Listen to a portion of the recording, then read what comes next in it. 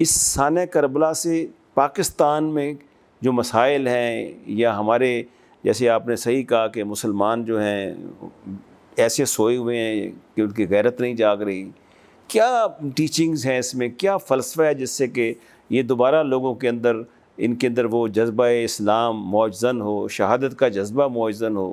Karbala सिर्फ मुसलमानों का नहीं, इंसानों का है। और मौला इमाम हुसैन ने जो जुमला कहा वो क़यामत तक के लिए कि सुनो, मिसली ला युबायो मिसलो, मुझ जैसा उस जैसे कि कभी भी बैत नहीं करे। एग्जैक्टली जी, ये नहीं कहा कि मैं हुसैन यजीद की बैत नहीं करता, मिसली मुझ जैसा। इसका मतलब ये है कि एक हुसैन नहीं है, हुसैन के किरदार के और भी कई मालिक हैं। कि एक यजीद नहीं है, यजीदी किरदार के और भी कई आएंगे यजीद दुनिया में। इमाम हुसैन अलैहिस्सलातु वस्सलाम ने जो नमाज पढ़ी है, नमाज कायम की है, उसकी मिसाल दुनिया में नहीं मिलती। तलवारों और तीरों की छाँव में, होंठ जख्मी, खून बह रहा, अल्फाज नमाज जो है वो खून से आलूदा होकर ज़मीन करबला को खाके शिफा बना रहे हैं कि पूरी दुनिया पे इस्लाम का गलबा होगा। उस वादे की तकमील इमाम महदी अलैहिस्सलाम के हाथों होगी। मैं आपके तवज्जो से ज़रूर ये अर्ज़ करूँगा, खुतबा गदीर को पढ़ो अव्वल से आखिर तक। हमने तो उसको इतना सुकेड़ दिया कि सिर्फ मन कुन्तु मौला फ़ाज़ा अली मौला, के रसूलुल्लाह ने फरमाया जिस चीज़ का मैं मौला उसका अली मौला नहीं। ये बहुत बड़ा खुतबा तफसीली। जनाब ज़ैनब सलामुल्लाह के खुतबे को पढ़ो, इन खुतबात को पढ़ो और समझो कि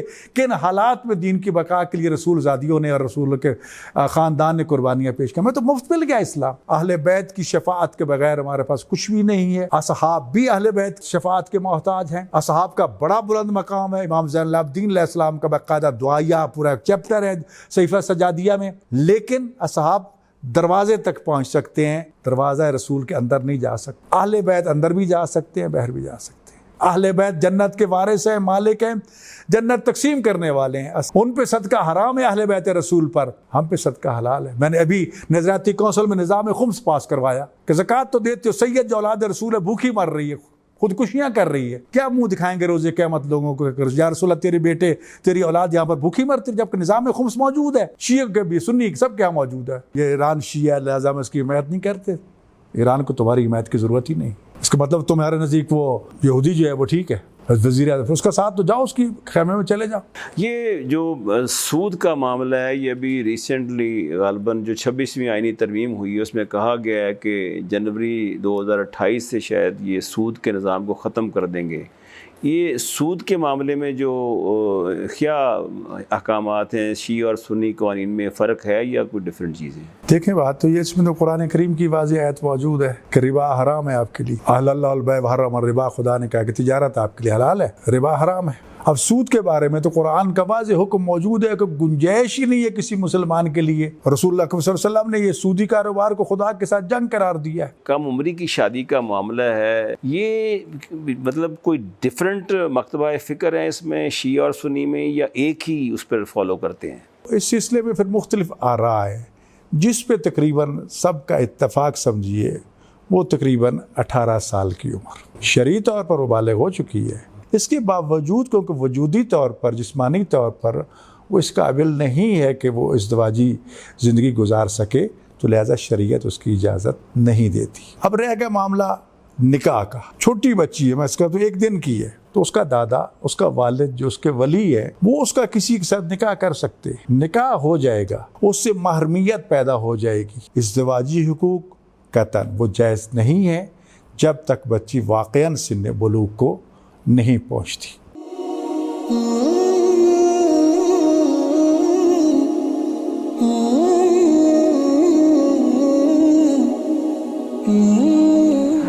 बिस्मिल्लाहिर्रहमानिर्रहीम। नाज़रीन, प्रोग्राम फ़रोग़ दीन के पॉडकास्ट के साथ अब्दुल बासित ख़ान हाज़िर खिदमत है। मैं इस वक्त इदारा मिनहाजुल हुसैन में मौजूद हूँ।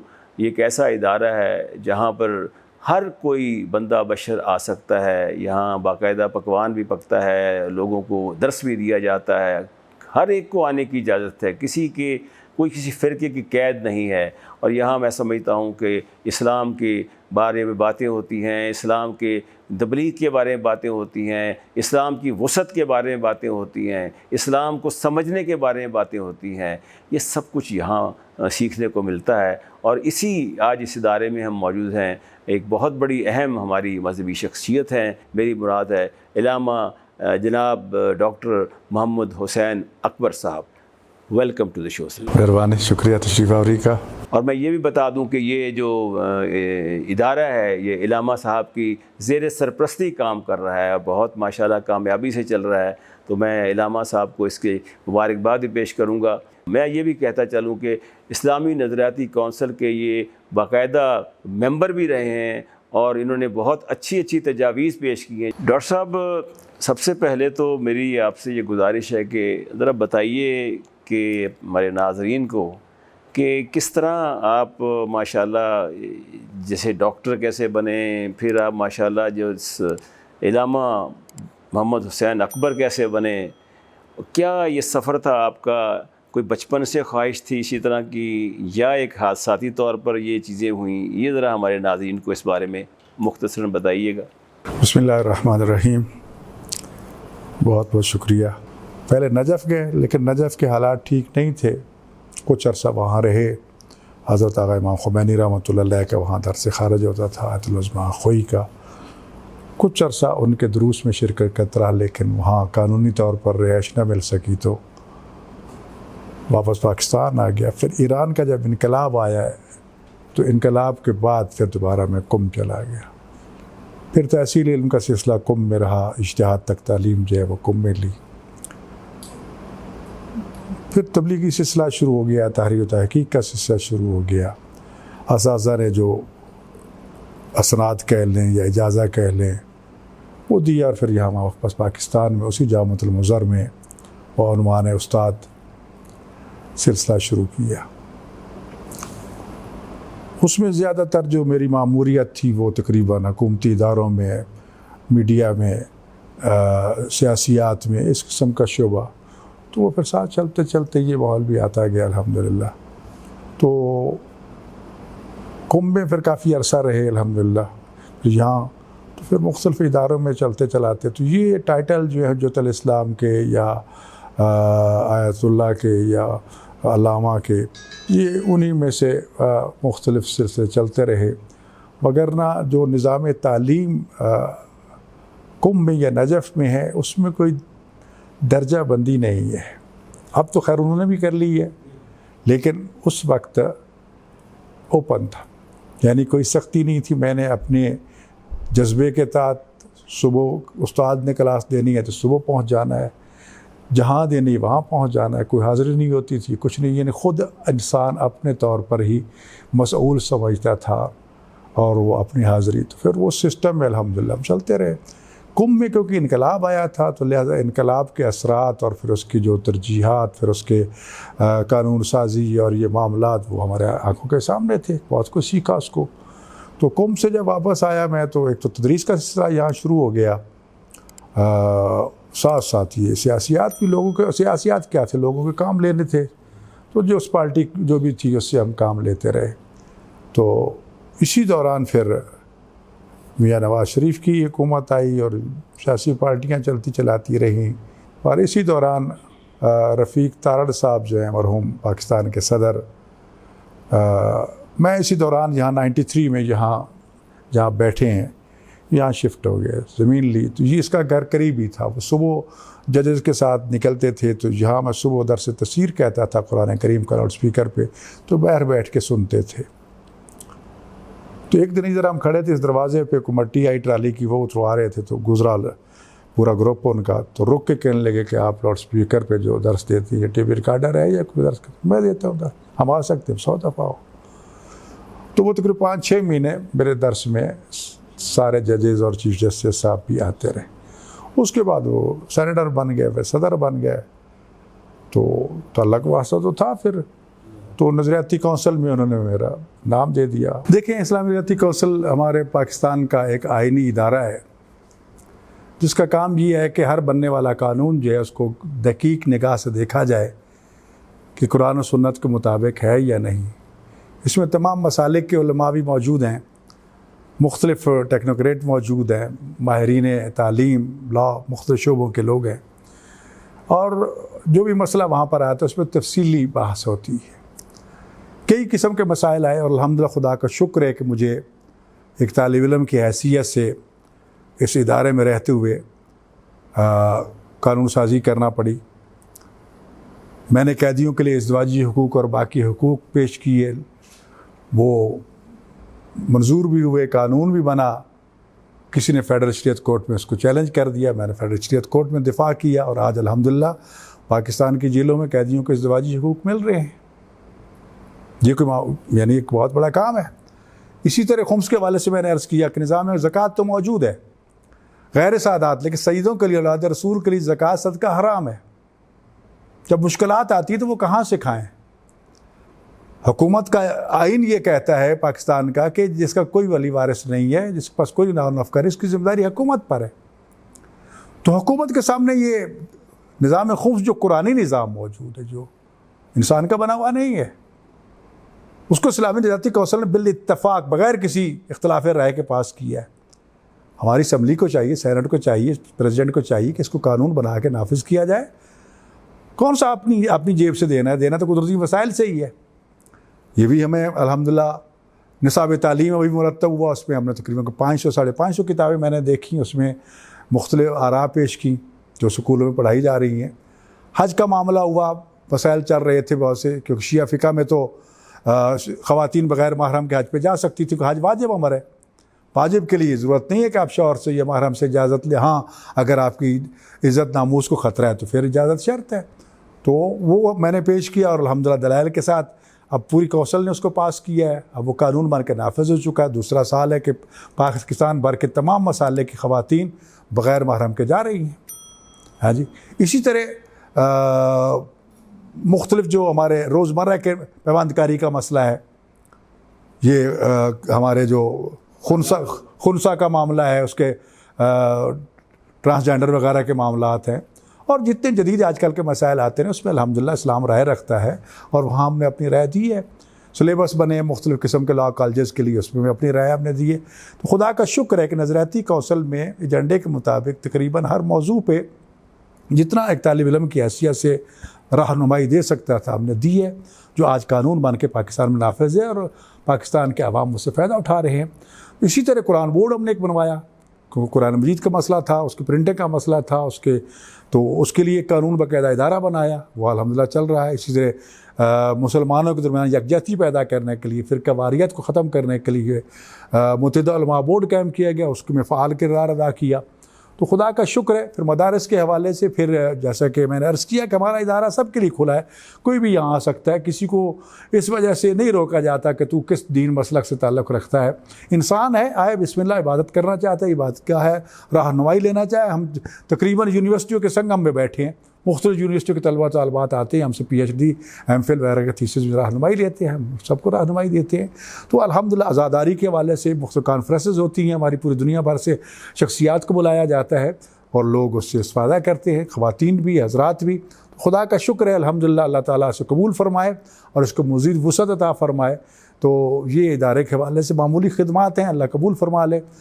यकीनन काम तो बहुत करने वाले हैं। अल्लाह आप लोगों को जज़ाए खैर दे कि आप ये कलमा खैर लोगों तक पहुँचाते हैं, लोगों के अज़हान में जो शुकूक व शुबहात हैं उनको खुरज के बाहर फेंकते हैं।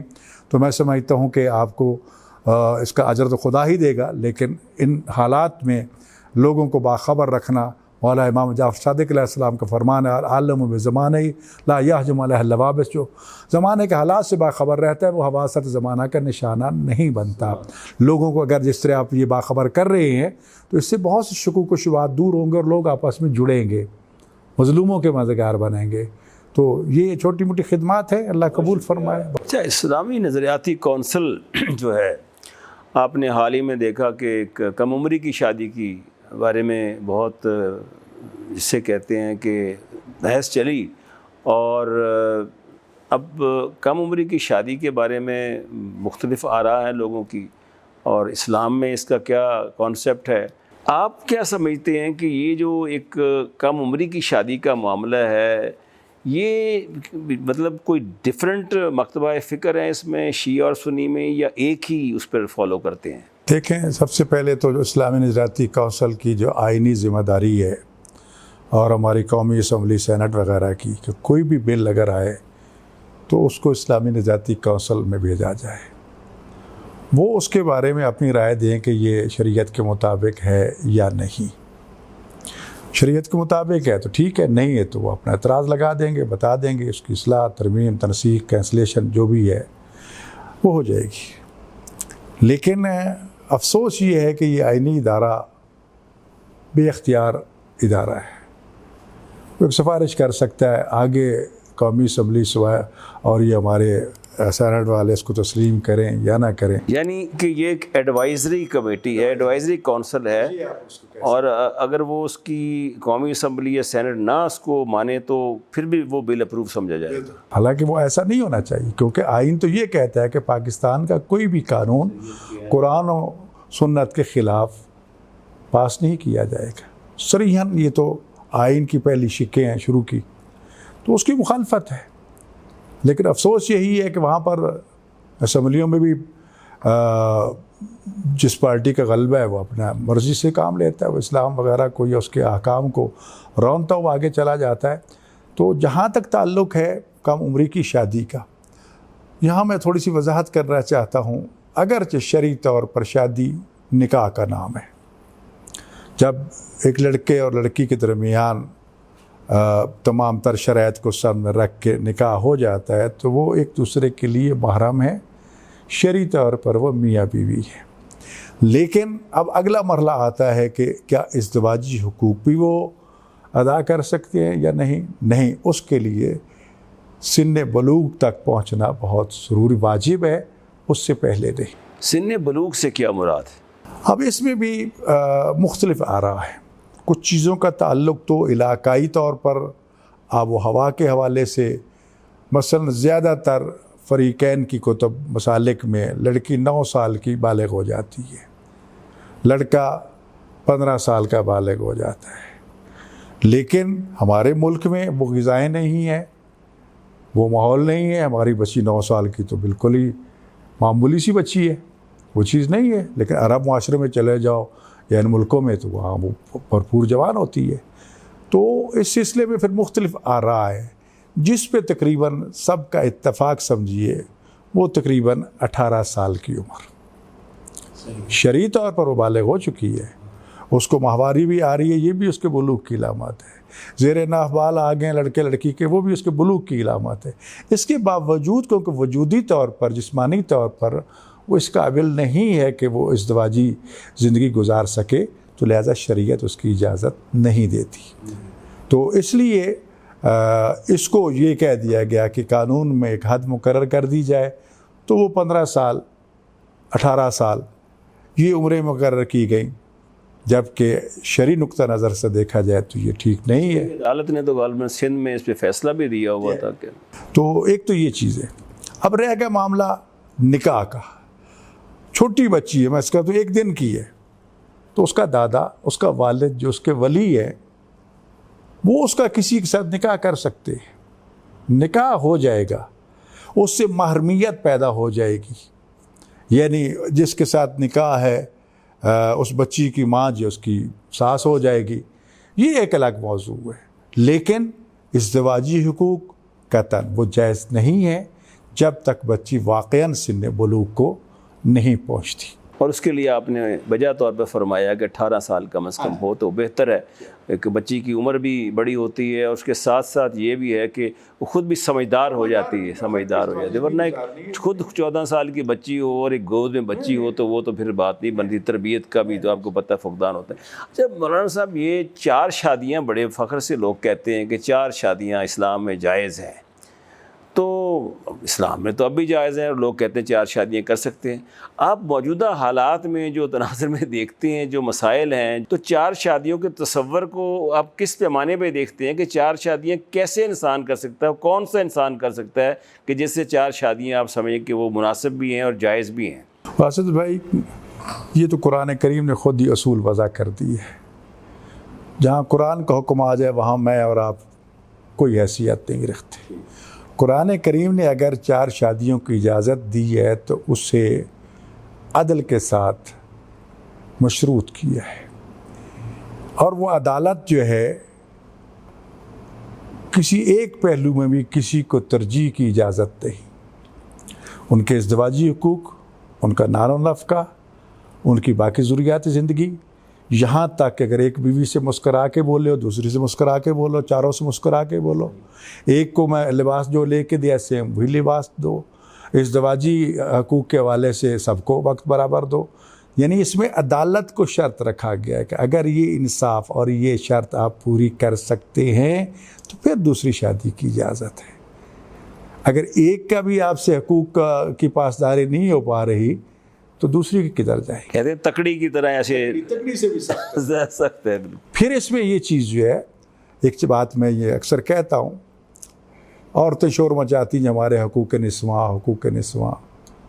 मैं उनसे कहता हूँ बेवकूफ़ो, खुदा ने जितने हकूक़ आपको दिए हैं शायद मर्द को इतने नहीं दिए। एक है अच्छा रस्म व रिवाज, एक है कानून। मौला अली अलैहिस्सलाम ने जनाब मालिक अश्तर को जब मिस्र का गवर्नर बना के भेजा तो एक ये वसीयत फरमाई कि आपका दो किस्म के लोगों से वास्ता पड़ेगा। एक तो तेरे दीनी भाई होंगे, ज़ाहिर है फितरी मोहब्बत है।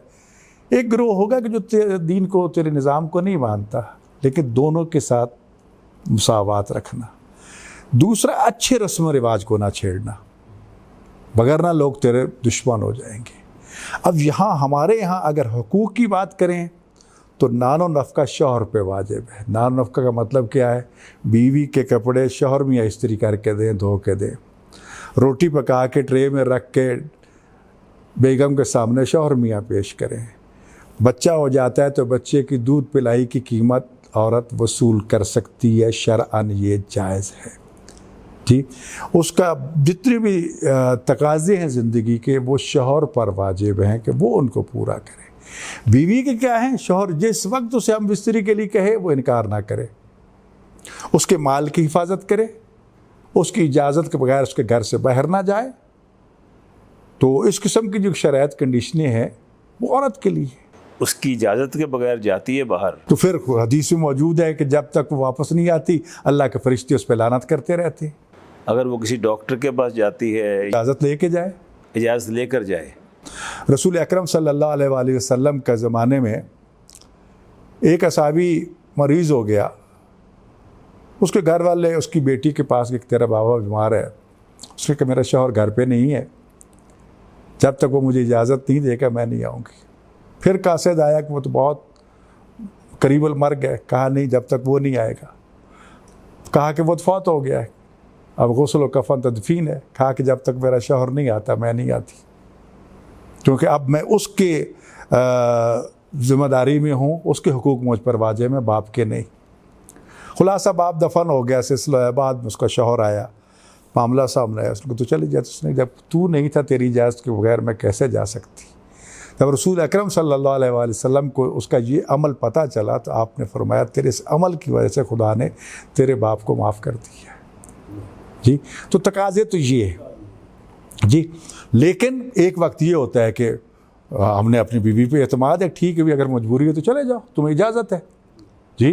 ये पहलू भी हो सकता है। फिर ज़रूरी नहीं है कि वो आपसे इजाज़त ले, इतला कर दे तो अच्छी बात है, ना करे तब भी इजाज़त है। उसमें फिर शरन वो कदर नहीं आती जो इस्लाम ने मुअय्यन की। अगर बीवी एक हो, एक ही बीवी हो आदमी की, तो क्या आजकल के ज़माने में जिस तरह शौहर अपनी बीवियों के साथ सलूक करते हैं, आप देखते हैं कि बहुत जुल्म व तशद्दुद भी होता है। हमारे पास सूबों में मुख्तलिफ़ हालात हैं, KPK में कुछ और हालात हैं, बलोचिस्तान में कुछ और हालात हैं। जिस्मानी तशद्दुद होता है, ज़हनी तशद्दुद होता है, मुख्तलिफ़ अक़साम है उसकी आगे। तो इसमें क्या कि ऐसे लोगों के बारे में क्या फरमाते हैं कि इस्लाम क्या कहता है जो बीवियों पर तशद्दुद करते हैं? इस्लाम कतन तशद्दुद की इजाज़त नहीं देता। वो पाकिस्तान का कोई सूबा हो, कोई शहर हो, कोई फ़र्द हो। इस्लाम अगर बीवी नाफरमान है तो सबसे पहले तो हुक्म है कि आप अपना बिस्तर उससे जुदा कर लें जी। फिर भी वो बाज नहीं आती, उसका नानो नफ़का बंद कर दे। शौहर पे उसका नानो नफ़का जो है वो वाजिब नहीं रहेगा, नाशिज़ा नाफरमान हो जाएगी। अगर फिर भी वो साहब हकूक़ पूरे नहीं करती, उसको तंबीह करे, समझाए। बाज़ रिवायात में है कि अगर वो तादीब करना चाहे तो कर सकता है, लेकिन उसकी भी इजाज़त नहीं है। फिर यही है कि अगर वो उसकी इज़्ज़त और उसके हुकूक़ की पासदारी नहीं करती तो उसको तलाक दे दे तलाक के लिए लड़ाई झगड़ा तो ज़रूरी नहीं है, लेकिन हमारे यहाँ एक रिवाज बन गया है। एक तो वकीलों ने परफार्मे बनाए हुए हैं, नाम तब्दील किया, ये ज़ानी है, ये शराबी है, ये दूसरी औरतों में दिलचस्पी लेता है, ये करता है, वो जहाँ के जो इल्ज़ाम है तोहमतें उस पर लगा देते हैं, जबकि उन तोहमतों को साबित करने के लिए जज कहे ना पहले इसको साबित करो, तो वकील को भी कोड़े लगे और उसको भी कोड़े लगे। लेकिन कहीं भी ये हुक्म नहीं है कि औरतों को कत्ल कर दो या मारो। तो बिल्कुल इजाज़त नहीं है। आप उनको आज़ाद कर, ठीक है, तलाक दे दे, नहीं अगर वो तुम्हारे साथ रहती या नहीं रह सकती, आपके हकूक़ की पासदारी नहीं कर सकते, अगर बर्दाश्त कर सकते तो करो। इस तरह इसके बरअक्स अगर बीवी जो है वो सरकश है, शौहर को अजियत पहुंचाती है, उसके हकूक़ की पासदारी नहीं करती और फिर वो सब्र से काम लेता है, तो वो तशबीह दी गई है कि उसको हज़रत लूत और हज़रत हूद जैसा सवाब मिलेगा जिनकी बीवियों ने बगावत की थी। तो मौलाना साहब, जो टेक्नोलॉजी है, जिसे कहते हैं आईटी है, ये टेलीफोन है, ये फेसबुक है, इंस्टाग्राम है, ये 21वीं सदी की ईजादात हैं। और अगर हम देखें तो हम 20वीं सदी के लोग थे और उसमें हमारे दौर में तो टेलीफोन शायद पहले होता ही नहीं था। उसके बाद वो एक ऐसा टेलीफोन था जो कि ऑपरेटर के ज़रिए ऑपरेट होता था। तो अब जो दौर है इसके अंदर आप देखते हैं पाकिस्तान में कि हर दूसरा तीसरा फ़र्द, ख्वाह वो एक नौकर है, ड्राइवर है, जाम है, मालिक है, अहले सरवत में से हैं, गुरबा में से हैं, हर बंदा फ़ोन के साथ चिपटा हुआ है। आप क्या देखते हैं कि ये मगरबे में जाने का इत्तेफाक हुआ है? बाहर के मुल्कों में मुझे इत्तेफाक जाने का, अमेरिका, बरतानिया, कई मुल्कों में कभी मैंने देखा नहीं कई लोगों को फ़ोन इस तरह इस्तेमाल करते हुए। लेकिन पाकिस्तान में तो मोटरसाइकिल चला रहे हैं तो कान के नीचे फ़ोन दबा रखे आके, कार में चला रहे तो मोटरसाइकिल का टेलीफोन रखा हुआ है। ये जो है इसमें क्या है? और उसमें बाज़ का देखते हैं कि घंटों घंटों जो नौजवान टेलीफोन पर रहते हैं, और आजकल तो बच्चों को भी ख़ास तौर पे खाना के भी जा रहे हो तो खाने में बच्चों के सामने टेलीफोन रख देते हैं। ये इससे क्या आप समझते हैं कि ये बुराई है? ये इसको किस तरह से जान छुड़ाई जाए? क्योंकि वक्त का ज़िया भी है और उसके साथ दीगर मसाइल भी हैं, बीमारियों के मसाइल भी हैं इसमें। देखें, हर चीज़ के दो पहलू होते हैं, अच्छा पहलू भी, बुरा पहलू भी। टेलीफोन या आज के जदीद ज़राए इब्लाग जो हैं उसके अच्छे पहलू भी है कि आप यहाँ बैठ के टाइम अपना बचाते हैं, 1 मिनट पे पैगाम दे लेते हैं। माजी में बंदा भेजना पड़ता था जी, अभी आपने अपने ऑफिस में राबता करना, 1 सेकंड से पहले राबता करके आप। लेकिन इन आलात का गैर शरई कामों के लिए इस्तेमाल करना जायज़ नहीं है। अब क्योंकि ये चीज़ इतनी फैल चुकी है और ख़ास तौर पाकिस्तान तो इसमें दुनिया में सबसे आगे। और सर, बाज़ जगह तो जो लड़कियों की या औरतों की आबरूरज़ी की जाती है, उनकी तस्वीरों को अपलोड कर दिया जाता है। मैं ये तो एक लाख, ये आलमी जो रिपोर्टें हैं हमारे पास, उसके मुताबिक सबसे ज़्यादा जो मोबाइल फ़ोन है वो पाकिस्तान में। फिर उसका मिसयूज़ जो हो रहा है उसमें ख़ानदानों के ख़ानदान बर्बाद हो रहे हैं। अब इसमें वही बात आ रही है कि साथ इसके जो शुआएँ इसकी बिनाई ख़त्म कर रही हैं, पूरे वजूद पे छोटे छोटे बच्चों ने ऐनकें लगा रखी हैं जी। तो अब ये माँ बाप की जिम्मेदारी। ऑर्थोपेडिक डॉक्टर मुझे कहते हैं कि नौजवान गर्दन की बीमारियों में ज़्यादा आ रहे हैं आजकल के। तो इसमें ज़िम्मेदारी तो बहरहाल असातिज़ा की भी, माँ बाप की भी। बच्चे अगर माँ बाप के पास चंद घंटे रहते हैं, 6-7 घंटे उस्तादों के पास रहते हैं, तो उस्तादों का भी फ़र्ज़ बनता है कि उनको समझाएं, रोकें। माँ बाप का फ़र्ज़ भी बनता है, बुज़ुर्गों का फ़र्ज़ भी बनता है। तरबियत का फुकदान है। और फिर अब सरकशी ये है कि आपने कई दफ़ा देखा कि माँ जो है वो टेलीफोन सुनती जा रही है और बच्चे को साथ पकड़ा और आगे गटर आता है और गटर में बच्चा ही गिर जाता है, खुद भी गिर जाती है, और सेल्फी लेते हुए लोग दरिया में गिर जाते हैं। सबसे बड़ी बात ये है कि अफराद खाना में दूरी पैदा हो चुकी है। एक दस्तरखान पे बैठे हैं, हर कोई अपने अपने टेलीफोन पे लगा हुआ है, कोई पत्नी साथ बैठा है कि नहीं, वगैरह ना। बुज़ुर्ग होते थे, बच्चे होते थे, माएँ बहनें भाई, उनके साथ एक खुशगपियाँ होती थी, मोहब्बत की बातें होती थी, तरबियत की बातें होती थी, कुरान सुन्नत की बातें होती थी। अब सब ख़त्म हो गई। खाने के लिए रोटी नहीं और लाखों रुपए के मोबाइल फ़ोन लिए हुए। तो ये कसरत इस्तेमाल इसकी जो है, इसने पाकिस्तानी माशरे को तो बिल्कुल ही बर्बाद कर दी है। आज हम देखते हैं जी, नेट पे शादी हो गई जी, फ़लाँ मुल्क से लड़की आ रही है, फ़लाँ से आ रही है, आ रही। तो ये कोई अच्छी ख़बर नहीं है। इसके लिए हुकूमत को भी तवज्जो देनी चाहिए। बहुत से ममालिक हैं, आप ईरान में चले जाएँ, सऊदीया में व्हाट्सएप काम नहीं करता जी। तो हुकूमत को चाहिए कि जितनी चीज़ें वो कंट्रोल कर सकती है उसको तो कंट्रोल करे। 100% नहीं तो एक कुछ तो कदगन होगी। अगर वो उसके साथ कोई और काम करते कराते हैं तो चलो कम अज़ कम टाइम तो लगेगा ना उनको करने कराने के लिए। तो फिर इसमें बड़ी साजिश ये है, हमारे एक दोस्त थे वज़ीर थे, वो कहने लगे मैं क्या मदीना मस्जिद नबवी में उन्होंने वाईफाई लगा दी, तो चलो अभी अब वो कुरान पढ़ रहा था तो नीचे जनाब खराफात आ रही। बिल आखिर मस्जिद वालों ने उसको बंद किया और कहने लगे मैंने बंद कर दी, मैंने सोचा मैं टेलीफोन पे कुरान पढ़ लूँगा, लेकिन पढ़ कुरान रहा हूँ नीचे उरानी आ रही, फाशी आ रही। तो खुलासा ये है कि इसके मनफी पहलू इस वक्त बहुत ज़्यादा है, मुस्बत पहलू बहुत कम है। जिन मामलात में हुकूमत इनको कंट्रोल कर सकती है, मैं समझता हूँ कि अव्वलीन ज़िम्मेदारी हुकूमत की कि उसको कंट्रोल करे, और तालीमी इदारों में ख़ास तौर पर इस बारे में बार बार रिपीट किया जाए इस वाज़ व नसीहत को, ज़क्र फ़इन्न ज़िक्र तनफ़अल मोमिनीन। कुरान कहता है बार बार याद दहानी कराओ, बार बार कराओ, ये लोगों को मोमिनीन को फ़ायदा पहुँचाती है। लेकिन मैं कहूँ कि इसको बंद कर दो, टोटली बंद कर दो, नहीं, आज की ज़रूरत है। इससे बहुत अच्छे काम भी हैं, रिसर्च के काम है, तहकीक के काम है। मिनटों सेकंडों में जो किताबों के हवाले हमें खंगालने पड़ते थे, आज 1 सेकंड से पहले सामने आ जाते हैं। तो लिहाजा मुस्बत पहलू को तरजीह देनी चाहिए, मनफी पहलू पे हुकूमत अपने वसाइल को मुहैया। अच्छा इलामा साहब, ये बताइए कि ये जो बाज़ हालात में आप देखते हैं, हमारे मुल्क की अगर मिसाल ले लें तो कुछ लोग ऐसे हैं कि वो लोग जानते हैं, उनके बारे में बातें करते हैं कि ये तो सही नहीं है, इन्होंने दौलत गैर कानूनी तरीके से बनाई है, इन्होंने मुल्क को लूटा है, किसी ब्यूरोक्रेट ने, किसी सियासतदान ने, कोई नौ दौलतीय लोग आ जाते हैं, वो आ जाते हैं इसके अंदर आके। लेकिन आम आदमी जिसके पास दौलत नहीं होती या गरीब होता है, जब उनको देख रहा होता है कहता है ये तो कामयाब है ज़िंदगी में, इनको तो कोई पूछने वाला कोई नहीं है, तो एक मायूसी और कनूतियत का उन पर गलबा होता है बहुत ज़्यादा। तो क्या ऐसे मामलात में क्या इस्लाम कहता है? ऐसे लोगों के कहते हैं कि इनकी तो रस्सी दराज की, यही कहा जाता है कि रस्सी दराज एक दिन खींच ली जाएगी। लेकिन अब ज़िंदगी में हम बचपन से जवानी बुढ़ापे में कदम रख रहे हैं, लेकिन उन लोगों की रस्सी दराज है, काफ़ी अब तक चल रही है। हज़रत रसूल अकरम सल्लल्लाहु अलैहि वसल्लम ने अपने अज़ीम असहाबी हज़रत अबू ज़र ग़िफ़ारी को ये वसीयत फरमाई थी। दो चीज़ें बड़ी अजीम, सारी बातें रसूल पाक सल्लल्लाहु अलैहि वसल्लम की बहरहाल। अबू ज़र के हवाले से जो आपने फरमाया, उन्ज़ुर मा तहतक वला तंज़ुर मा फ़ौक़क, ऊपर वालों को ना देखो, नीचे वालों को देखो। ऊपर वालों को देखोगे तो जज्बा नाफरमानी पैदा होगा।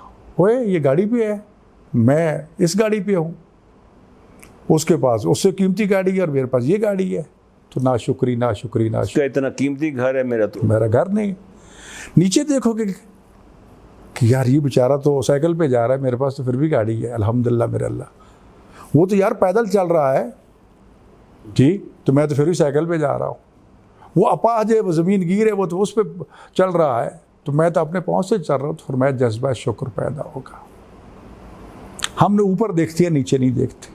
जब ऊपर देखते हैं तो उसके वसाइल नहीं होते, वसाइल नहीं होते तो गलत रास्ते अख्तियार करते हैं, चोरी चकारी डाका कत्ल गारत, इन रास्तों पे चलते हैं।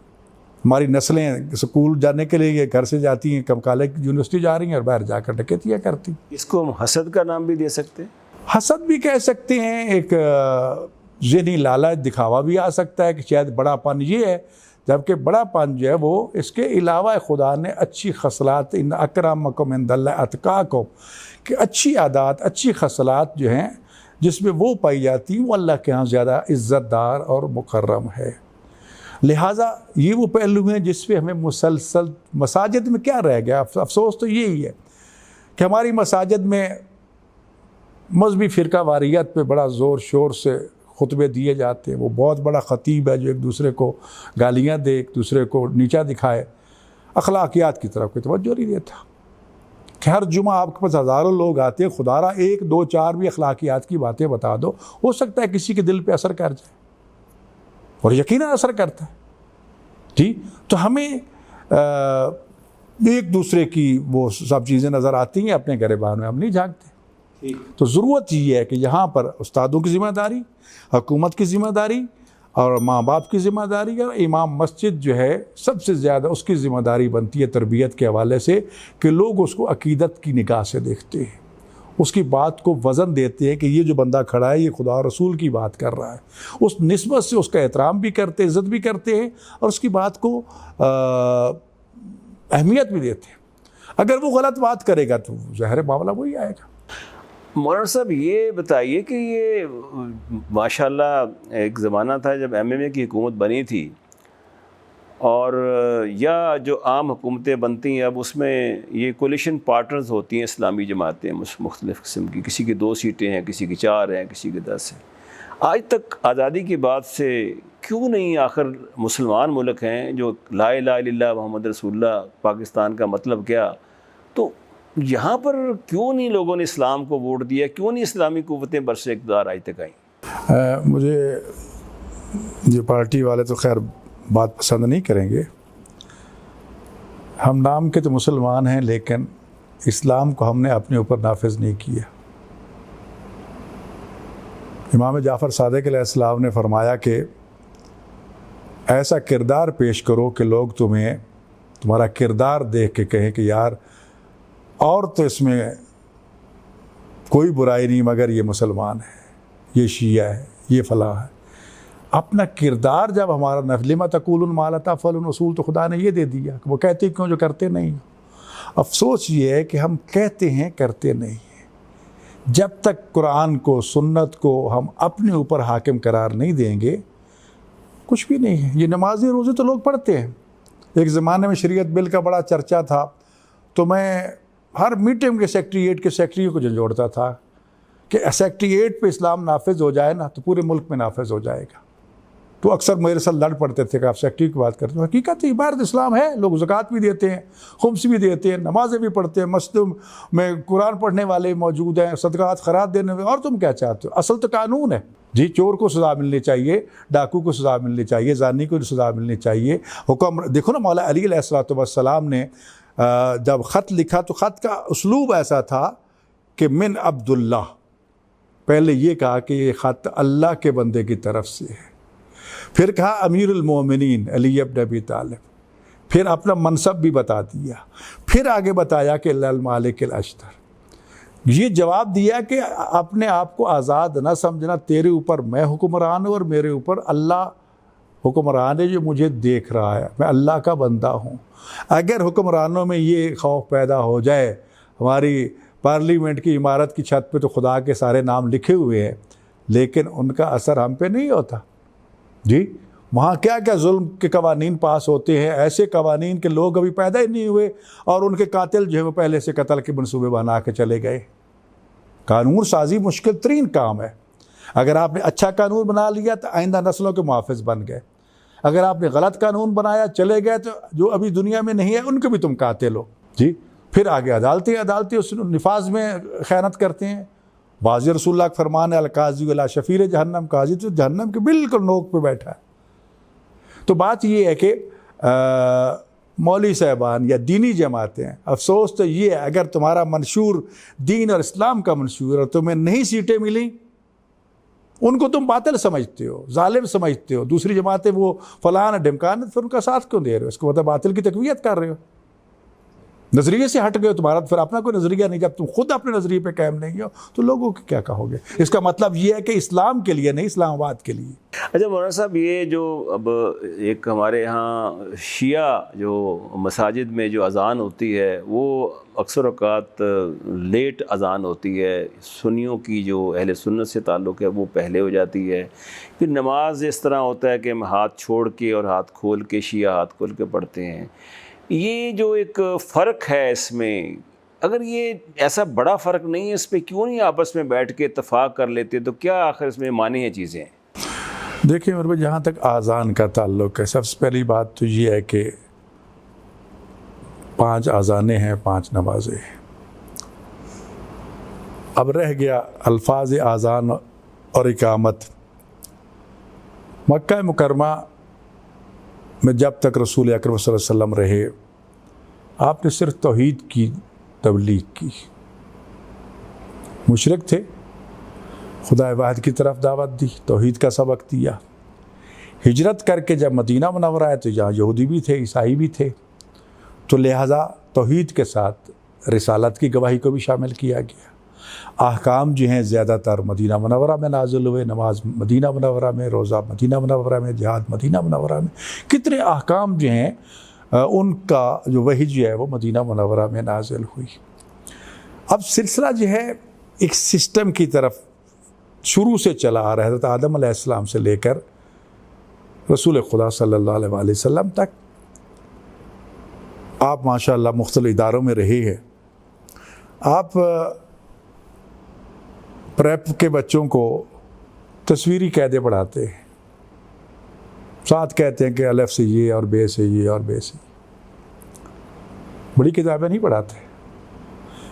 हज़रत आदम अलैहिस्सलाम को यही समझ लीजिए कि वो उस प्रेप के तालिब इल्म थे या उस्ताद थे। लिहाजा उनको जो दिया गया वो अनवार नूर थे, 5 नूर, उसका इम्तिहान लिया गया कि अल्लामा आदम अलअस्मा, नाम याद करा दिया आदम अलैहिस्सलाम को, फरिश्तों को भी। अब सलाहियत ये थी कि इनमें तत्वीक करो कि मोहम्मद कौन है, अली कौन है, फातिमा कौन है, हसन कौन है, हुसैन कौन है। आदम को ये सलाहियत थी, उन्होंने तत्बीक करके बता दिया कि ये मोहम्मद है, ये अली है, ये फातिमा है, ये हसन। फरिश्तों में नहीं, फरिश्तों ने कहा ला इल्मा इल्ला अल्लाह, जो कुछ पढ़ाना था आपने वही हमें पता है। तो ये सिलसिला तालीम और तरबियत का आगे बढ़ते बढ़ता रसूल अकरम सल्लल्लाहु अलैहि वसल्लम तक जब पहुँचा तो तकमील दीन का मरहला आ गया, अहकाम आ गए, इसमें कुछ मनसूख हो गए, कुछ नासिख हो गए, जिहाद, अहकाम, नमाज, रोज़ा, ये सारी चीज़ें, यहाँ तक कि जनाब आखिरी हज के लिए तशरीफ़ ले जाते हैं और खुतबा हज्जतुल विदा, उसमें मेयार बता दिया, किसी अरबी को अजमी पर, किसी गोरे को काले पर। फजीलत नहीं है मगर इन अकरमकुम इंदल्लाह अत्काकुम, जो ज़्यादा नेक है, पारसा है, मुत्तकी है, अल्लाह के यहाँ उसकी इज़्ज़त है। फिर वहाँ से चले तो बार बार वही नाजिल आ रही है, या रसूल बल्लिग मा उनज़िला, जो आप पे नाजिल किया गया उसको पहुँचाओ पहुँचाओ पहुँचाओ। अब क्योंकि असहाब के लिबादे में मुनाफिकीन का एक गिरोह मौजूद था, हज़रत हुज़ैफ़ा यमानी रज़ी अल्लाह ताला अन्हु रसूलुल्लाह के असहाबी थे, जिनको आपने बाकायदा अपने असहाब के टाइटल में जो मुनाफिक थे उनके नाम तक बताए हुए थे कि ये हैं। जंगे उहद में आप देखिए कि एक लश्कर पूरा का पूरा वापस चला गया था, तो लिहाजा सूरह मुनाफिकून भी मौजूद है, गिरोह मुनाफिकीन का था। तो रसूलुल्लाह को डर ये था कि अगर मैं अली की खिलाफत और विलायत का ऐलान करता हूँ तो ये लोग मुखालफत करेंगे। तो खुदा का ये वादा आ गया कि आप पैगाम पहुँचाओ, वल्लाहु यासिमुका मिनन्नास, अल्लाह तुम्हें लोगों के शर से महफूज रखेगा। लिहाजा हुक्म आ गया। तो आपने गदीर कहते हैं तालाब को, खुम एक जगह का नाम है, वहाँ जब पहुँचे तो ये हुक्म सख्ती से आगे पहुँचा, वल्लम तफल फमा बल्लगता, रिसालत नहीं पहुँचाया तो तुमने रिसालत का काम ही नहीं पहुँचाया। तो आपने फिर हुक्म दिया जनाब सलेमान फ़ारसी को और जनाब अबू ज़र ग़िफ़ारी को। वहाँ पर ये सदा हय्या अला खैरुल अमल की सदा गूंजी कि सबसे अच्छे काम की तरफ आ जाओ। जो आगे गए थे वो भी मुड़ आए, जो पीछे थे वो भी शामिल हो गए। जब सारे इकट्ठे हो गए, पूरा वाक़या गदीर जो है मशहूर है, जिसे मुसलमानों ने तो छुपाने की बड़ी कोशिश की और मानते नहीं हैं, जबकि 1,40,000 असाबी उसमें मौजूद था। कुरान की आयात उसमें मौजूद हैं। और फिर पलानों का मिंबर बनाया गया था, ऊँट के पलानों का, ताकि ये याद रहे। जनाब रसूल खुदा सल्लल्लाहु अलैहि वसल्लम ने पहले ये एतराफ़ लिया कि क्या अल्लाह तुम्हारी जान माल इज़्ज़त नामूस का मालिक है या नहीं। सब ने कहा बला या रसूलल्लाह, यकीनन है। फरमाया मैं तुम्हारी जान माल इज़्ज़त नामूस का मालिक व मौला हूँ या नहीं। कहा बेशक या रसूलल्लाह। तो फिर मौला अली अलैहिस्सलाम को बुला के मिंबर पे, और फिर उनका हाथ बुलंद करके फरमाया सुनो, मन कुन्तु मौला फ़हाज़ा अली मौला, जिस चीज़ की जान माल इज़्ज़त नामूस का मैं मालिक व मौला हूँ, उसके बाद मेरे बाद अली भी उसका मौला है। और फिर जहाँ तक नहीं कहा, फिर आगे फरमाया औलाद हो तय्यबीन इला यौमिल क़यामत, सिर्फ अली नहीं बल्कि अली के बाद इनकी जो तय्यब तहर मासूम औलाद है जो क़यामत तक होगी, वो भी तुम्हारी जान माल इज़्ज़त नामूस की मालिक है। और वह आखिरी औलाद कौन है? इमाम महदी अलैहिस्सलाम है, जो रसूलुल्लाह के 12 खलीफे हैं। और आपका भी फरमान है कि उस वक्त तक इस्लाम जो है वो चलता रहेगा जब तक मेरे 12 खलीफे जो हैं वो कायम नहीं होते। अब ये खलीफे रसूलुल्लाह और अल्लाह की निस्बत से यानी जानशीन, और हमारी निस्बत से ये इमाम है। इमाम जो आगे चले, खलीफा जिसके पीछे चले। तो अल्लाह रसूल की निस्बत से तो ये खुलफा है, हमारी निस्बत से ये 12 इमाम है। तो ये निज़ाम खुदा चल रहा है, वो सिलसिला चल रहा है। उसके बाद कुरान की आयत नाज़िल हुई कि जब आपने ऐलान कर दिया, सहाबा किराम ने मुबारकबादें दी, बहुत कुछ सिलसिला हुआ कि 3 दिन तक वहाँ जश्न मनाया गया। जनाब हसन बिन साबित ने बाकायदा इस पर कसीदा पढ़ा। और फिर उसके बाद ये सिलसिला काफ़िले अपनी अपनी तरफ चले गए। और खुदा ने ये फरमाया अल यौम अकमलतु लकुम दीनकुम व अतममतु अलैकुम निअमती व रज़ीतु लकुमुल इस्लाम दीना। ऐ रसूल, आज के दिन मैंने तेरे दीन को मुकम्मल कर दिया, अपनी नेमतें तमाम कर दी और उस दीन पे राज़ी अल्लाह हुआ जो तू चाहता था। तो ये तकमील दीन का सिलसिला जो है इस तरह ये सिलसिला चला और वो चलता आ रहा है।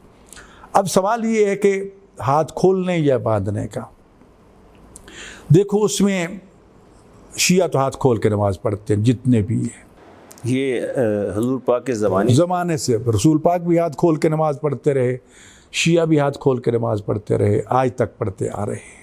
अहले सुन्नत में जो 4 मशहूर इमाम हैं उनमें इमाम मालिक, उनके पैरोकार हाथ खोल के नमाज़ पढ़ते हैं, आज भी हाथ खोल के नमाज़ पढ़ रहे हैं। ज़्यादातर उनकी आबादी अफ्रीका की तरफ है। यहाँ मस्कत में एक गिरोह है, नाम उनका भूल जाता हूँ अक्सर, वो भी हाथ खोल के नमाज़ पढ़ते हैं, लेकिन वो खवारिज में से निकले, जो खारजी थे ना, उनमें से कुछ उनके जो बच गए थे वो भाग के यहाँ है, कुछ चले गए जंजबार जिसे इथोपिया कहते हैं। तो यहाँ पर हुकूमत उन लोगों की है, ये हय्या अला खैरुल अमल भी कहते हैं अज़ान में। और फिर इस विलायत के बाद तो हज़रत अबी ज़र ग़िफ़ारी और जनाब सलमान फ़ारसी जो अज़ानें देते रहे, उसमें अली इब्न अबी तालिब की विलायत की गवाही भी देते रहे। जहाँ अशहदु अन्ना मुहम्मद रसूलुल्लाह कहा, वहाँ अशहदु अन्ना अली वलीयुल्लाह की अज़ानें भी दी। तो ये सिलसिला हमारे यहाँ तो उसी तरह चला आ रहा है कि अज़ान में हम अली की विलायत का भी ऐलान करते हैं, रसूल खुदा की रिसालत का भी, खुदा की तौहीद का भी। जो हैं वो ख़ास तौर पे उन पे ये कभी हाथ बांधने वाला ये हुआ, ये उनके बाद में मामला जो आया मुख्तलिफ आइम्मा का, इमाम अबू हनीफ़ा का, अगरचे वो शागिर्द थे इमाम जाफ़र सादिक़ अलैहिस्सलाम के, लेकिन उन्होंने नज़रिया अपना अपनाया हाथ बांधने का। तो ये हाथ बांधने का सिलसिला जो है, जब हज़रत उमर के दौर में ईरान फ़तह हुआ तो वहाँ से जब कैदी आए तो उनके यहाँ ये रिवाज था या एहतराम था या जो भी सिलसिला था कि जब कैदी बादशाहों के सामने पेश होते तो वो हाथ बांध के पेश होते थे। तो यहाँ भी उन्होंने वही तरीका अपनाया। तो हज़रत उमर ने ये कहा कि ये तो बहुत अच्छी बात है कि ये लोग हाथ बांध के पेश होते हैं, ये आज़ी इनकसारी की दलील है, लिहाजा हमें भी खुदा के हुज़ूर हाथ बांध के पेश होना चाहिए। तो ये उनके दौर से ये सिलसिला शुरू हुआ, मगर रसूलुल्लाह के दौर में हाथ खुले रहे, हज़रत अबू बकर के दौर में हाथ खुले रहे, हज़रत उमर के जब तक ईरान फ़तह नहीं हुआ लोग हाथ खोल के नमाज़ें पढ़ते रहे। जो वक्त का मामला है, कुछ ज़रा शिया हज़रात की 10 मिनट बाद अज़ान। अब इसमें मिनटों की बात नहीं है, बात यह है कि कुरान करीम जो है, एक तो ये कह रहा है कि फ़जर की अज़ान, फ़जर की 2 किस्में, एक फ़जर सादिक़ है, एक फ़जर काज़िब है। फ़जर काज़िब में महसूस होता है कि फ़जर हो गई है, लेकिन फिर अंधेरा छा जाता है। उसके बाद दोबारा जब रोशनी शुरू होती है वो फ़जर सादिक़ होती है, वो फ़जर का वक्त होता है, अज़ान उस वक्त दी जाती है। ज़ोहर का वक्त जो है, इधर ज़वाल आफ़ताब हुआ, एक लम्हे के फ़ौरन बाद जो है ज़ोहर का वक्त शुरू हो जाता है। शिया के यहाँ और सुन्नियों के यहाँ भी, जिसमें देवबंदी और अहले हदीस तो शामिल है, ख़ास तौर पर बरेलवी इसकी सख्ती से मुखालफत करते हैं।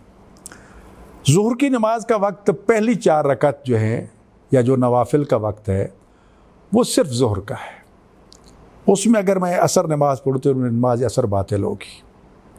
तरतीब भी शर्त है कि पहले ज़ोहर, अब जब मैंने ज़ोहर पढ़ ली है तो अब मुझे अख्तियार है कि मैं असर पढ़ना चाहूँ तो मैं उसके बाद पढ़ सकता हूँ।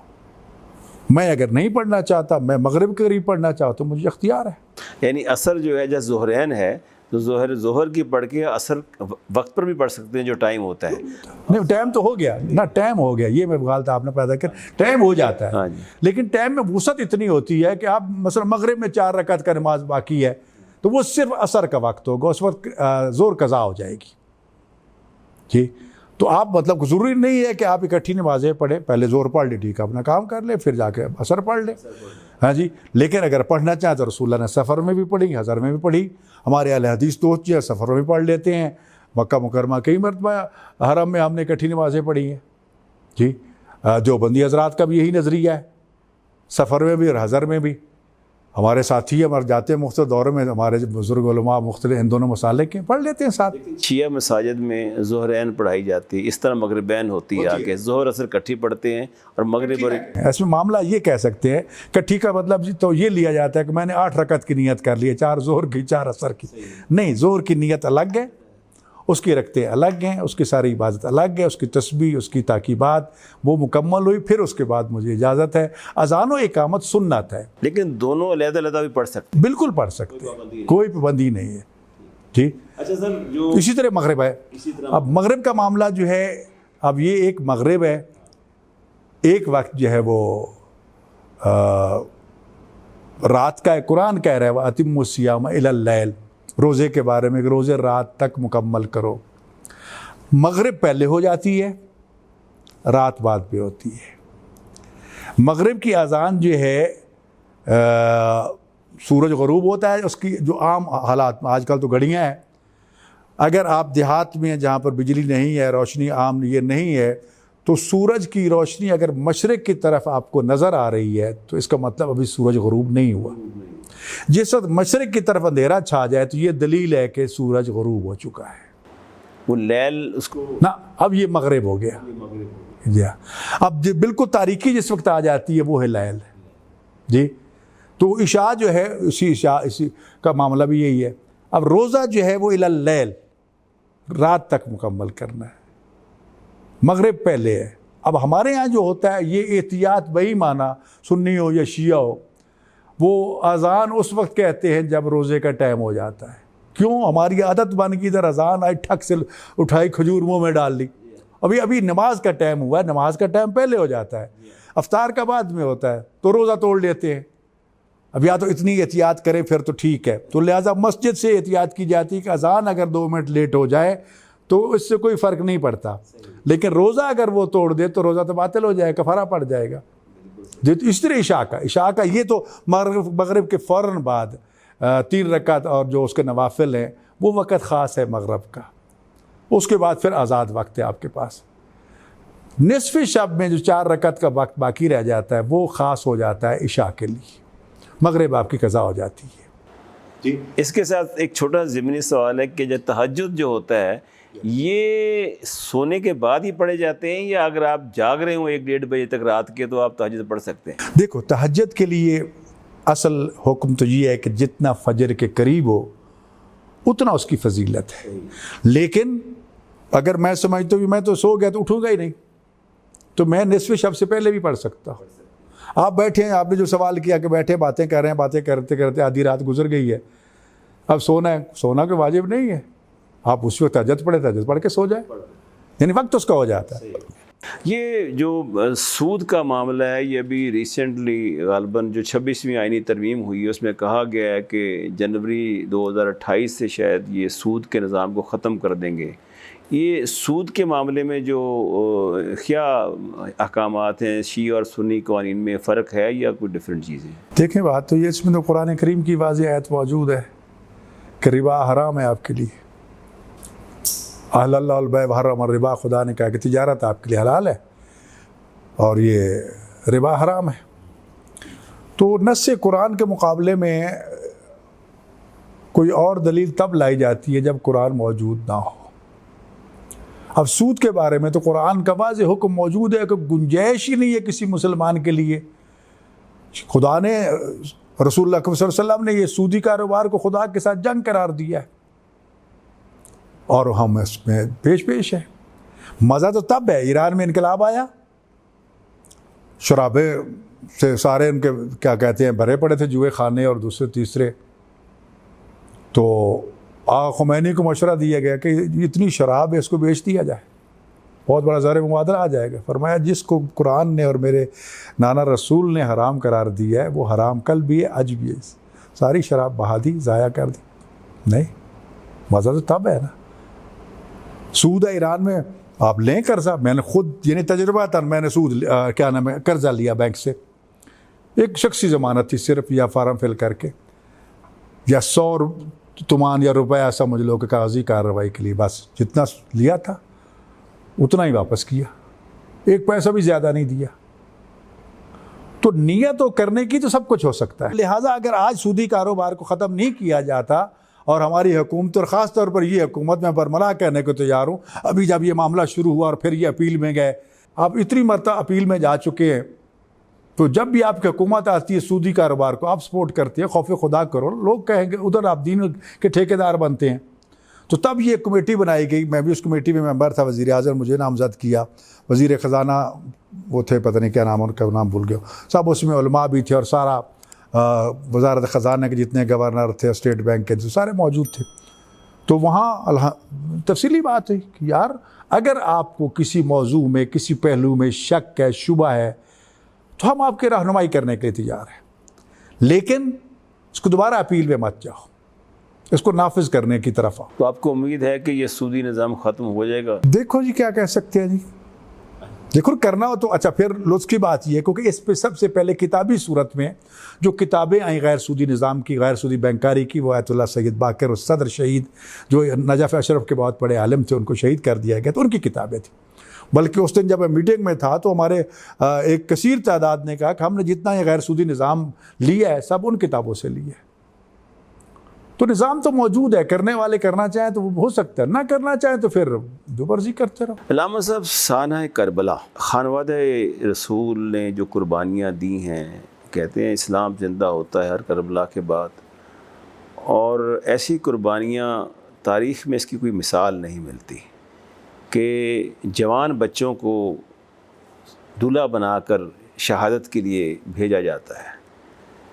बड़ी से बड़ी कुर्बानी है, शीरखार बच्चों को भी तीर का निशाना बनाया जाता है, और उसके खून को मौला हुसैन ने अपने मुँह पर मला और अल्लाह की तरफ देखा। ये जो इतना बड़ा साना है, कहते हैं कि जब खिलाफत के मामले में एक झगड़ा हुआ तो उस वक़्त थोड़ी राहें जुदा हुई शियाओं की और सुन्नी की, लेकिन जब साना करबला के बाद एक डिवाइड खलीज बढ़ गई ज़्यादा, तो लेकिन आज शिया और सुन्नी सब इस कुर्बानी को मानते हैं, अकीदत का इजहार करते हैं कि ये कुर्बानियाँ यकीनन इसने इस्लाम को ज़िंदा किया है, वरना मलूकियत रहती और इस्लाम की क्या शक्ल होती हम सब वाकिफ़ हैं। तो आज इस साना करबला से पाकिस्तान में जो मसाइल हैं या हमारे क्या टीचिंग्स हैं, इसमें क्या फ़लसफ़ा है जिससे कि ये दोबारा लोगों के अंदर, इनके अंदर वो जज्बा इस्लाम मौजज़न हो, शहादत का जज्बा मौजज़न हो? करबला का ताल्लुक़ है, इसके आसार और आगाज़ तो अगर शुरू करूँ मैं यजीद से, कि जब यजीद को तख्त खिलाफत पे बिठाया गया उससे पहले शुरू हो चुका था।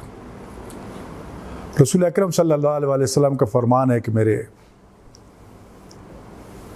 बेटा हसन जो है ये इमाम है, ये सुलह करे तब भी, जंग करे तब भी, हक हसन के साथ है। इमाम हसन अलैहिस्सलाम को अहले सुन्नत भी जो खलीफा राशिद के तौर पर खुलफाए राशिदीन कहते हैं, इमाम हसन अलैहिस्सलाम को पाँचवा खलीफा मानते हैं। इमाम हुसैन हज़रत इमाम हसन अलैहिस्सलाम ने, जिस तरह रसूलुल्लाह का फरमान था कि मेरा बेटा सुलह करवाएगा उम्मत के दरमियान, सुलह का मतलब ये नहीं होता कि दूसरे की राय को या उसके हक़ को तस्लीम कर लिया जाए। सुलह हुदैबिया भी हुई थी, क्या सुलह हुदैबिया में रसूल खुदा सल्लल्लाहु अलैहि वसल्लम ने काफिरों के नज़रिए को मान लिया था? नहीं, यही कहता लकुम दीनुकुम वालिया दीन, तुम अपने दीन पर हो, मैं अपने दीन पे हूँ जी। वक्ती तौर पर हालात को कंट्रोल करने के लिए रसूल अकरम सल्लल्लाहु अलैहि वसल्लम ने सुलह की, और सुलह नामा जब लिखा जाने लगा तो लिखने वाले मौला अली अलैहिस्सलाम थे। अब उन्वान जो दिया गया तो उसमें ये लिखा गया था कि फरीक अव्वल जो है वो मोहम्मद इब्न अब्दुल्ला रसूलुल्लाह। काफिरों ने इतराज़ किया कि आपको रसूल ही तो हम मानते नहीं है, मोहम्मद इब्न अब्दुल्ला तो मानते हैं, तो उसको काटो, जो तो हम नहीं मानते। तो रसूल खुदा सल्लल्लाहु अलैहि वसल्लम ने फ़ौरन मौला अली अलैहिस्सलाम से कहा, जो लिख रहे थे, कि ये काटो। तो आपने फ़ौरन कागज़ कलम रसूलुल्लाह की तरफ कर दी कि आप मुद्दई नबूवत हैं, मैं गवाह नबूवत हूँ। गवाह अगर झूठी गवाही दे दे फिर कुरान कहता है क़यामत तक उसकी गवाही काबिल कबूल नहीं है। मैंने अशहदु अन्ना मुहम्मद रसूलुल्लाह की गवाही दी है। अली के हाथ कट सकते हैं, अली ये लफ्ज़ नहीं काट सकता। मुद्दई को अख्तियार है, काट ले, फांसी पे लटकाने लगते हैं, मुद्दई कहता है माफ़ कर दिया, उतार दो। इमाम हसन अलैहिस्सलाम ने जो सुलह की, हम उसको सुलह तो कहते हैं, लेकिन उसकी शराइत जो थी उनको अगर देखा जाए तो फरमाया कि मेरे बाबा को गालियाँ नहीं दी जाएंगी। इसका मतलब गालियाँ दी जाती थी, तभी कह रहे ना गालियाँ नहीं दी जाएंगी। मौला अली को गालियाँ दी जाती, 90 साल तक गालियाँ दी जाती रही। शाम के बहरावा मिंबर से, अली के शियों पर जुल्म नहीं किया जाएगा, उनका माल और दौलत नहीं लूटा जाएगा। शर्त थी उसकी, इसके मुताबिक लूटा जाता था। और ऐसी कई शराइत। फिर ये शर्त भी थी कि तू अपने बाद किसी को खलीफा नामजद नहीं करेगा। मुआविया इब्न अबू सुफियान ने हर शेख को आहिस्ता आहिस्ता पमाल करते करते करते इमाम हसन शहीद हो गए। उसके बाद इमाम हुसैन अलैहिस्सलाम आगे देखते रहे कि मेरे भाई ने मुआहदा किया है, जब तक इसकी आखिरी शेख भी बाकी है मैं इस मुआहदे की पासदारी करूँगा। जिस दिन यजीद को खलीफा बना दिया मुआविया ने, उस दिन सारी शिकें पमाल हो चुकी थी। उस वक्त इमाम हुसैन आगे आ गए। जबकि सन 58 हिजरी में मीना में इमाम हुसैन अलैहिस्सलाम ने खुतबा दिया था, बड़ा वसी अरीज़ खुतबा है आपका, जिसमें तमाम दुनिया से आए हुए कबाइल के सरदार वडेरे उनके सामने रखा गया कि ये हो रहा है, ये जुल्म हुआ, क्या हुआ है कि नहीं? सब ने कहा हाँ जा, ये हुआ है कि नहीं? कहा हाँ हुआ है। ये हुआ है कि नहीं? एक एक चीज़ की तरफ, मेरे बाबा के बारे में रसूलुल्लाह ने ये फरमाया था कि नहीं, ये फरमाया था कि नहीं, एक एक चीज़ के एतराफ़ लेने के बाद फरमाया कि इस वक्त दीन का हुलिया बिगाड़ा जा रहा है, अगर आज ना उठे तुम तो तुम्हें बहुत बड़ी कुर्बानी देना पड़ेगी। लेकिन इमाम हुसैन अलैहिस्सलाम ने उस मुआहदे की पासदारी की उस वक्त तक जब तक उसकी आखिरी शेख भी बाकी थी। जब वो पमाल होगी फिर इमाम हुसैन सामने आ गए। जब हुसैन से बैत का मुतालबा किया गया तो पहले तो कहा कि अब सुबह देखेंगे लोगों के सामने रात, लेकिन जब ये कहा गया, मरवान ने कहा कि रात का वक्त है, इसके सर काट लो, दिन में क्या होगा, तो फिर बनी हाशिम आगे आ गए। और मौला इमाम हुसैन ने जो जुमला कहा वो क़यामत तक के लिए कि सुनो, मिसली ला युबायु मिसलो, मुझ जैसा उस जैसे कि कभी भी बैत नहीं करेगा। जी, ये नहीं कहा कि मैं हुसैन यजीद की बैत नहीं करता, मिसली मुझ जैसा। इसका मतलब ये है कि एक हुसैन नहीं है, हुसैन के किरदार के और भी कई माने हैं। एक यजीद नहीं है, यजीदी किरदार के और भी कई आएंगे यजीद दुनिया। और फिर आपने उस पर पहरा दिया, वतन छोड़ा, मक्का मुकरमा आए। वतन छोड़ने में आपने आम रास्ता अख्तियार किया, लेकिन इमाम हुसैन अलैहिस्सलाम को जामा एहराम में लोगों को भेजा गया खंजर देकर कि दौरान तवाफ़ कत्ल कर देना।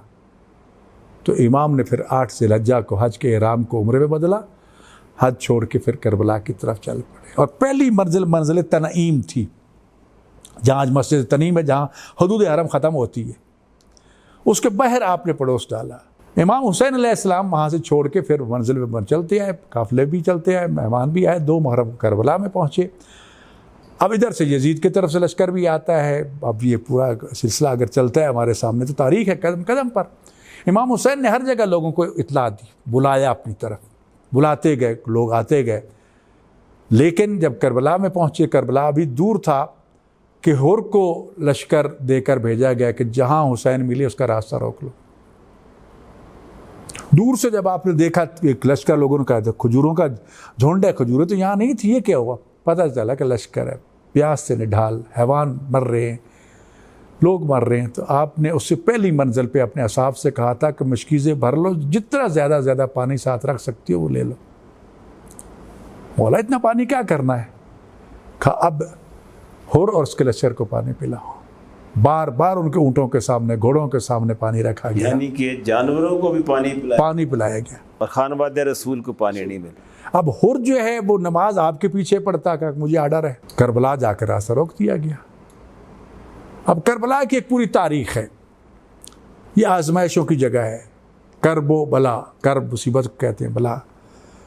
यहाँ पर तारीख उठा के देखें तो जो भी नबी यहाँ से गुजरा, जो भी रसूल यहाँ से गुजरा, उससे कोई ना कोई सदमा ज़रूर उठाना पड़ा। खैर, खुदा का इंतखाब है। तो वहाँ पर जब बताया गया कि ये करबला है तो आपने कहा हमारी ये मक्तल है, यहाँ रोको। और फिर पूछा ये ज़मीन किसकी है? कहा बनी असद कबीले की। बुलाया, कहा कि मैं ये ज़मीन ख़रीदना चाहता हूँ। फिर कहा फरज़ंद रसूल हम आपको मुफ्त देते हैं। फरमाया नहीं, मैंने ख़रीदनी है, हमने यहाँ कत्ल होना है, यहाँ हमारी कब्रें बनेंगी, यहाँ हमारे ज़ायर आएंगे, मैं मुफ्त नहीं लेना चाहता।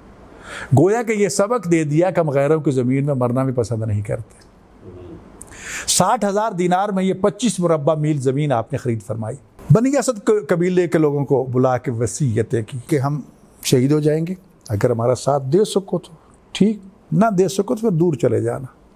क्योंकि इमाम की आवाज़ पे लब्बैक कहना वाजिब है। नहीं दोगे तो जवाना जन्नत के सरदार की आवाज़ पे तुमने लब्बैक नहीं की, जहन्नम में जाओगे।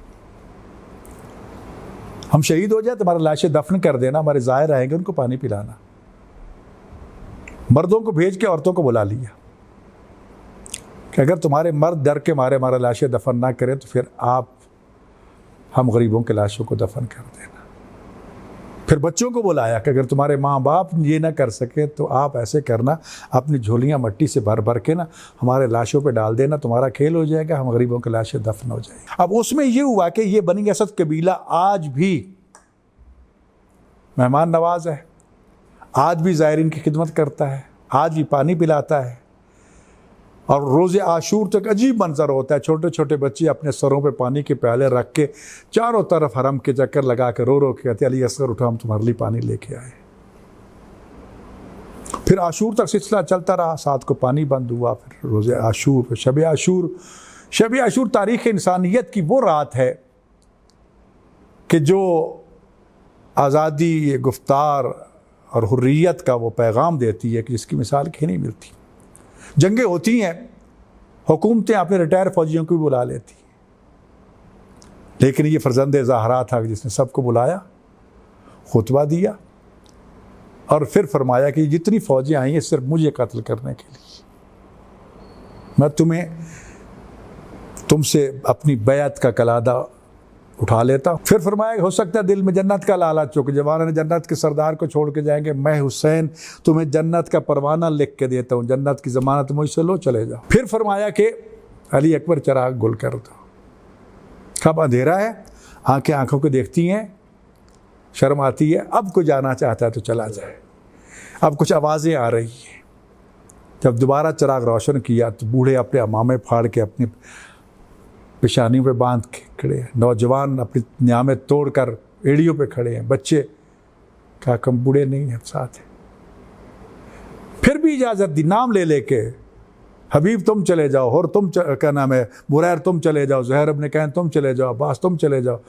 हर एक ने जवाब में ये कहा फर्जंदे ज़हरा अपने घर के दरवाजे से बेहतर कोई दरवाज़ा दिखा दो, हम चले जाते। ये आज़ादी और हुर्रियत का वो पैगाम था करबला का, आज़ादी गुफ्तार का प्रोग्राम था। रात की मोहलत, और उसमें वो भी यही कि मैं इबादत कर लूँगा।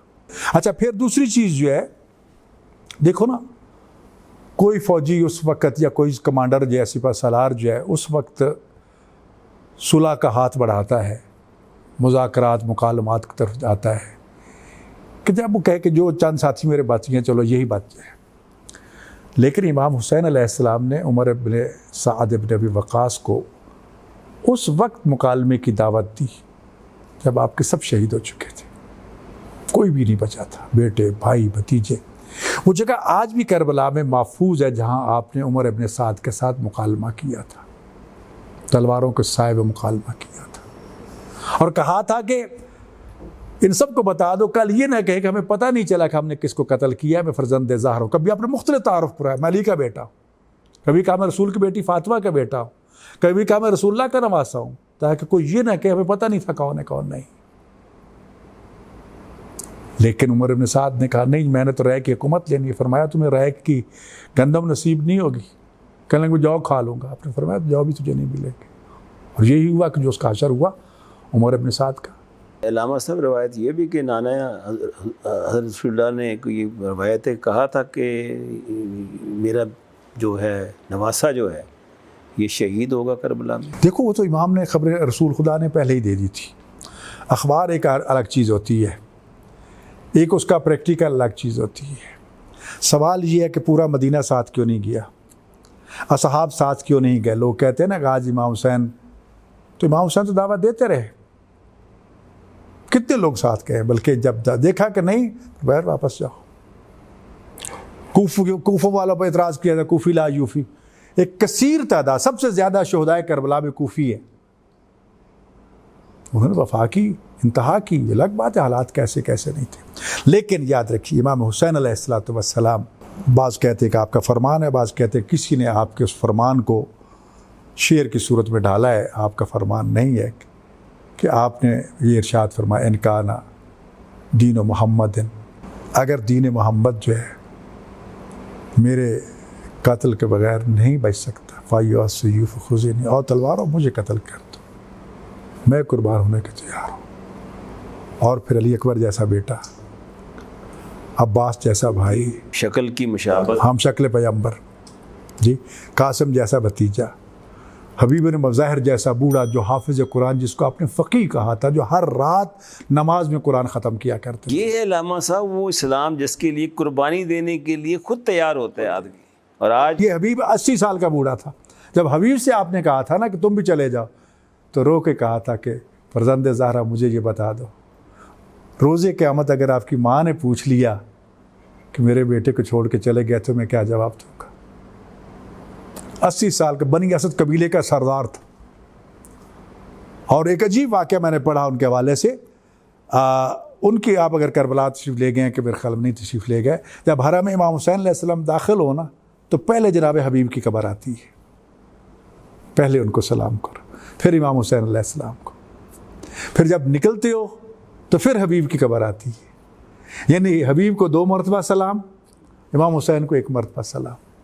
तो ख्वाब में किसी ने देखा, हबीब तू अपने कबीले का सरदार था, तेरी एक आवाज़ पे 20,000 तलवारें न्यामों से बाहर निकलती थी, रसूल की बेटियां तुझे भाई कहती थी, इमाम हुसैन ने तुझे फ़क़ीह कहा, तू इतना कुरान का हाफिज़ था, फिर फ़र्ज़ंद ज़हरा के कदम में तूने जान निसावर की, क्या अब भी तेरे दिल में कोई ख्वाहिश बाकी है?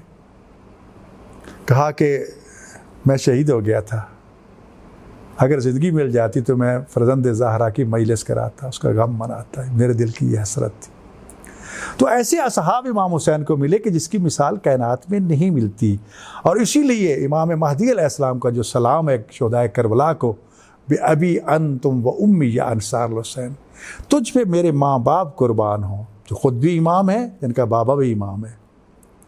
या लैतनी कुन्तु माअकुम फ़अफ़ूज़ फ़ौज़न अज़ीम, काश कि मैं भी करबला में तुम्हारे साथ होता और मैं भी इस मंजिल पे फायज़। लामा साहब मुसलमानों ने पाकिस्तान के लिए पैगाम बताइए इस वाक़े पर। कुल्लु यौमिन आशूर व कुल्लु अर्ज़न करबला, हर दिन आशूर का दिन है, हर ज़मीन करबला है। यानी जहाँ हक़ को बातिल का मार्का लड़ा जाए वो ज़मीन करबला है, जिस दिन लड़ा जाए वो करबला है, आशूर है। इमाम हुसैन अलैहिस्सलातु वस्सलाम ने जो नमाज पढ़ी है, नमाज कायम की है, उसकी मिसाल दुनिया में नहीं मिलती। तलवारों और तीरों की छाँव में, होंठ ज़ख्मी खून बह रहा, अल्फाज नमाज जो है वो खून से आलूदा होकर ज़मीन करबला को खाके शिफा बना रहे। बड़ी नमाज शायद ही किसी दुनिया में। सामने खड़े, सीना तान के खड़े हैं, यानी क्या कमाल था। अबू समामा सैदावी आपका क्या साबी थे, इधर जवाल हुआ, मौला नमाज का वक्त हुआ चाहता, तो आपने दुआ दी जाअलकल्ला और मिनल मुसल्लीन, अल्लाह तुझे नमाजियों में माशूर करे, तूने इस मुश्किल वक्त में नमाज को याद रखे। भला इमाम को नमाज का भूलती। तो सामने सफ़ बस्ता खड़े हो गए कि आप नमाज पढ़ाएँ। जिधर से तीर आता था सीने में लेते थे, इधर नमाज पूरी, उधर वो सारे शहीद हो गए। ये नमाज करबला की नमाज। क्या कह रहे थे यजीदी, तो ये नमाज क्या फ़ायदा देगी। अफसोस ये है कि आज उसी हुसैन का रास्ता रोका जाता है।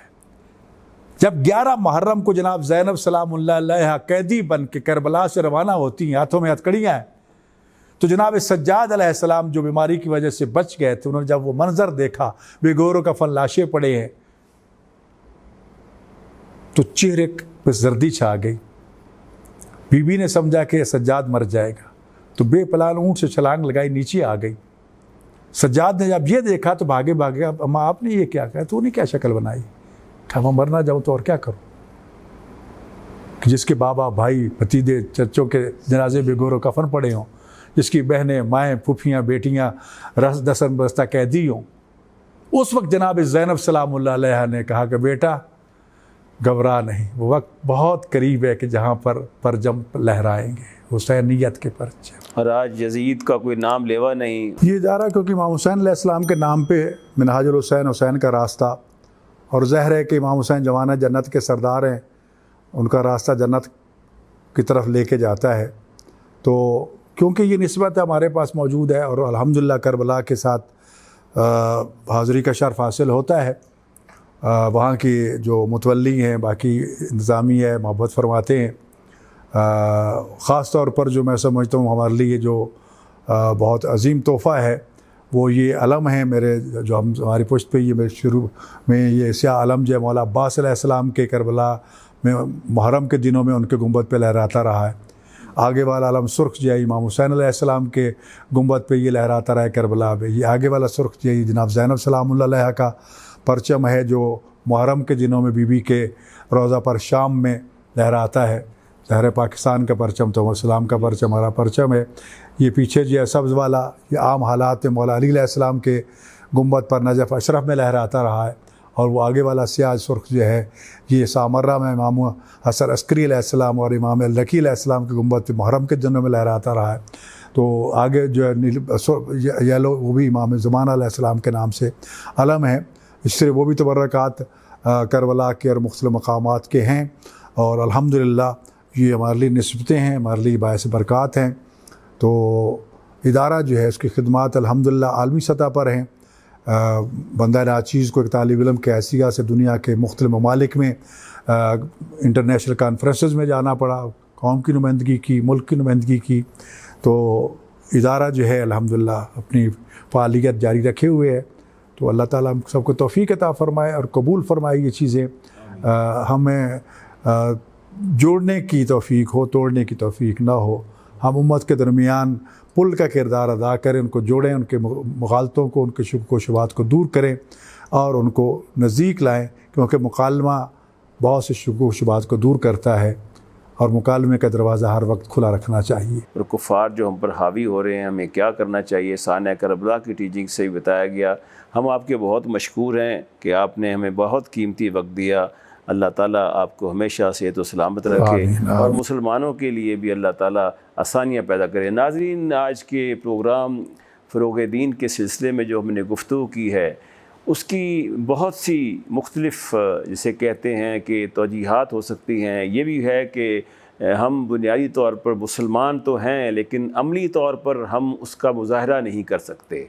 इस्लाम ज़िंदा होता है हर करबला के बाद। सरदाद नदा दस्त दस्ते यजीद में हक्का के बिना ला इलास्त हुसैन। इसके साथ ही अपने होस्ट अब्दुल बासित खान को इजाज़त दीजिए। अल्लाह हाफ़िज़।